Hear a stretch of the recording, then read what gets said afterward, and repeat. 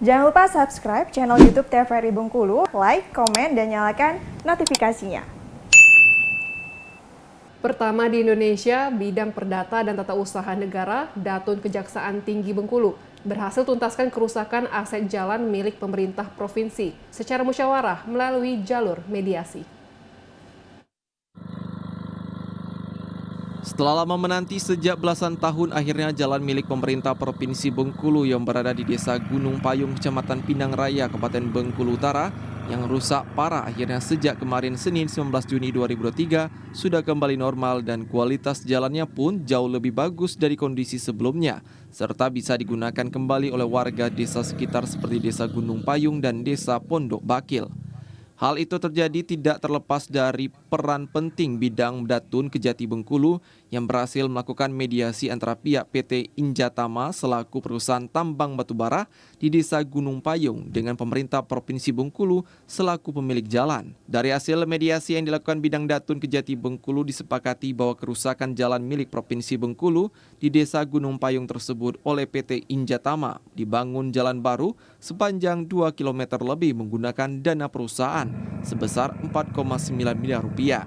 Sementara nilai jalan Provinsi Bengkulu yang rusak di Desa Gunung Payung hanya sebesar 2 miliar rupiah dengan panjang jalan tidak lebih dari 2 km.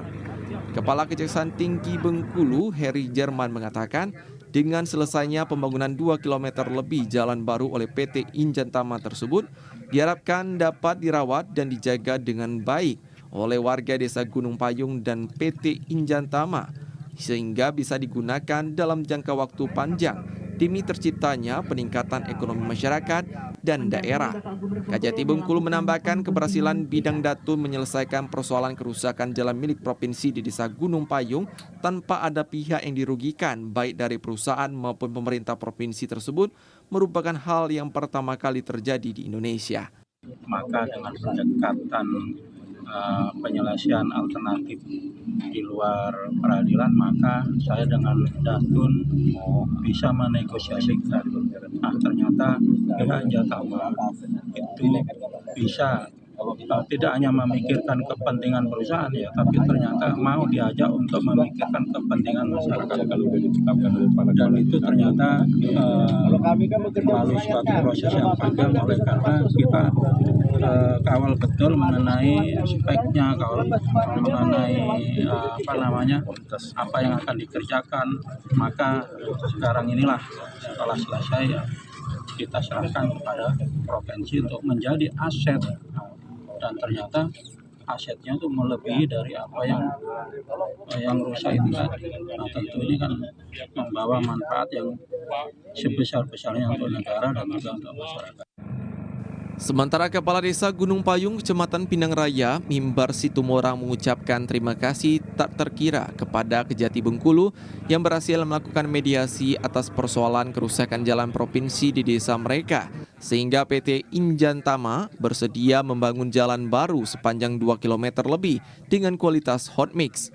Kades Gunung Payung berjanji akan menjaga dan merawat jalan baru tersebut yang diamanahkan Kejati Bengkulu sehingga perekonomian dan kesejahteraan warganya dapat meningkat. Intinya kita menyambut baik dan antusiasme masyarakat, khususnya ini bukan hanya jalan untuk Gunung Payung, tetapi menghubungkan beberapa kecamatan, diantaranya Kecamatan Napal Putih, Bulak Kumai, Marga Sakti. Jadi benar-benar jalan ini sebagai jalan penghubung alternatif yang paling dekat. Akses perekonomian yang dibutuhkan sangat oleh masyarakat yang ada di sekitar ini, khususnya DP4 sini. Sementara Prijo Edi selaku KTT PT Injatama Mining menegaskan pihaknya tidak akan membayar DO pihak pengangkut batubara jika mereka kedapatan ada yang terlihat melintasi jalan baru di Desa Gunung Payung, karena pihak perusahaan telah menyiapkan jalan khusus bagi truk pengangkut batubara. Kami sudah pasang portal dan kami sudah punya jalan sendiri untuk angkutan batubara. Kita tidak akan melewati, bahkan kita buat peraturan jalan kita tidak akan melewati aspal, lewat jalan sendiri terpisah. Jadi dipastikan keamanan melebihi tonase. Kita pasang portal sehingga kalau mobil hauling pun nggak akan bisa lewat. Ada sanksinya Pak para pengangkutnya? Ada, kami sanksikan, jadi DO nggak kita anggap out, Pak.